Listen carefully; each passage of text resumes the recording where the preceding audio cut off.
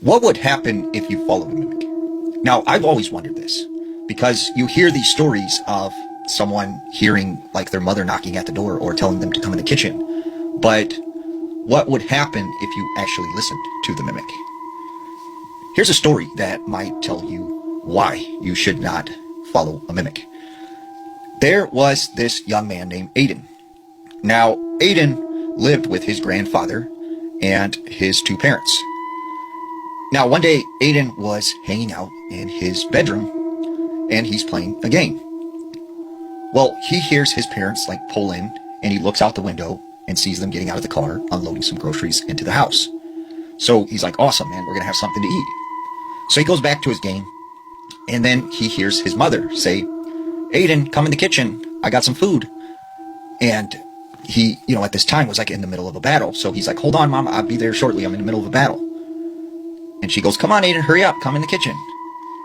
And all of a sudden, he said he got a phone call, and it was from his mom. And he's like, why is she calling me when she's in the kitchen? So he picks it up, and his mom's like, hey, honey, we're at the grocery store. Do you want us to get you anything? And he goes, what do you mean you're at the grocery store? You already got groceries. You're in the kitchen. She goes, what are you talking about? We just got to the grocery store.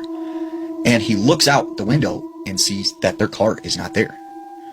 And then right at this moment, he hears his mom saying, you better get in the kitchen right now or you're going to be in trouble. You better come eat. And he's like, I got to call you back, Mom. He hangs up. So he goes and he locks his door, and then he calls his mom right back and is like, look, when you get home, call me. I'll help you bring in the groceries. So about 25, 30 minutes later, his mom calls him, and she's like, honey, we're home. Come outside. And he said he was getting ready to go out of his room, but he looked out his window first, and their car wasn't there. So he's like, you know what? I don't know what to do because I don't know who really is my mom right now. So as he's sitting in his bedroom, he hears his parents come home and come into the house. And all of a sudden, his mom comes up to his door and starts knocking. And she goes, Aiden, let me in. And he's like, not right now, Mom. And she goes, what are you talking about? Let me in. Unlock this door. Why do you have the door locked? And he's like, no, I'm not opening the door. And his mom goes, all right, I'll just get the key and unlock it. So he grabs this baseball bat that's chilling in his room, and he's prepared for this thing to come in. And at the time, he still thinks whatever, was calling his name in the kitchen, this is them. So he sees the handle jiggle and the door open, and it's really his mom. And he can tell that it is actually his real mom.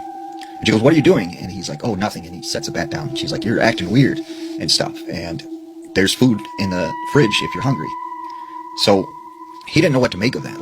What did he just experience? And he didn't feel like he could tell his parents about it. So he decided to talk to his grandpa, who was kind of his best friend at the time. So he goes to his grandpa's room, and he's like, Grandpa, he's like, have you ever seen something you can't explain? And he goes, what do you mean? And he tells the story about how he thought his mom and dad had came home, he's seen their car and everything, but it wasn't actually them. And the grandpa goes, oh no. And he goes, what's wrong, Grandpa? And he says, well, when I was a young boy, I grew up in a small Polish village near Warsaw. And he said, we had this term that was this long Polish word, but it roughly translated into evil twin. And he said they believed there were these evil spirits that could take the form of anyone and would try and trick you and lure you, out into the woods. So his grandpa said, when I was a young boy, my father had me chopping wood outside. And I hear my grandma's voice coming from the forest. And she's saying, come in the woods. I baked you a pie. Come out here. It's nice and warm. You'll like this pie. And he said, he was so hungry, he almost started to go out into the woods until his father ran and grabbed him and said, get back in the house. And his father locked the door and said, if you hear someone calling you from the woods, don't ever go. Don't respond.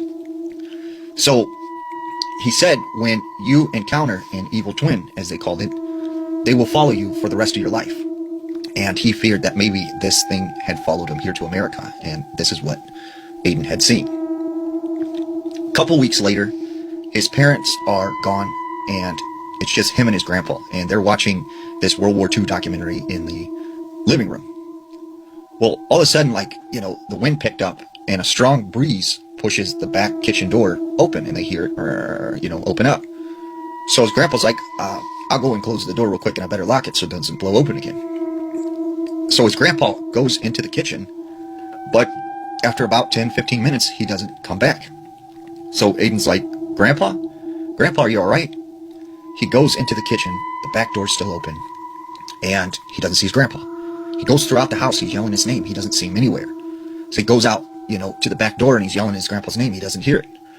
So he calls up his parents, and his parents come home immediately, and they call the police, and they do this big search throughout the neighborhood and into the woods. And they end up finding his grandfather in the middle of the woods. He is completely naked. He is confused and doesn't know who he is, doesn't know anything, doesn't remember anything.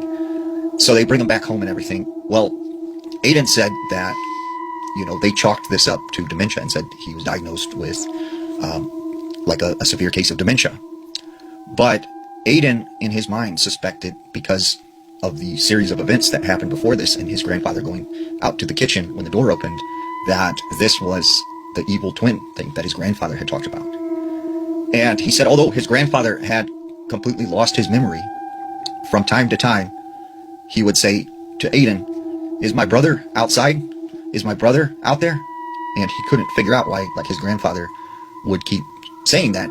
And then he realized maybe this thing appeared as his brother, and it lured him, into the woods.